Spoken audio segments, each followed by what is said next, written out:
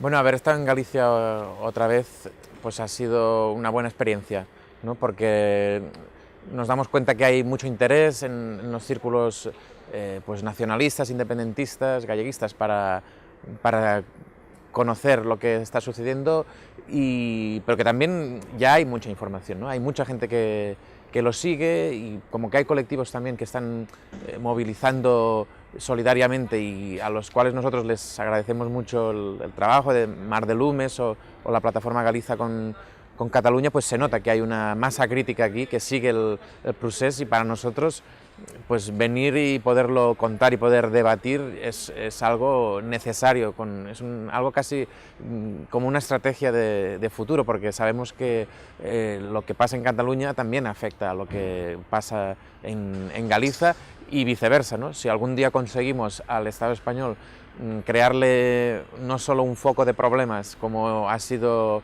la lucha de Cataluña por su referéndum, sino crearle 2 o 3 focos de problemas, creo que entre todos podremos conseguir tumbar este régimen del 78, esta monarquía que es una cárcel de pueblos.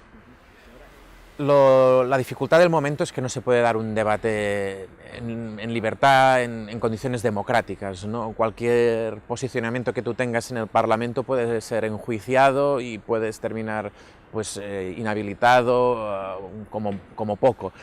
Y entonces esto está perjudicando que ahora haya un debate un poco honesto o abierto o sincero de hacia dónde se está posicionando el objetivo de la República Catalana a corto, medio, largo plazo.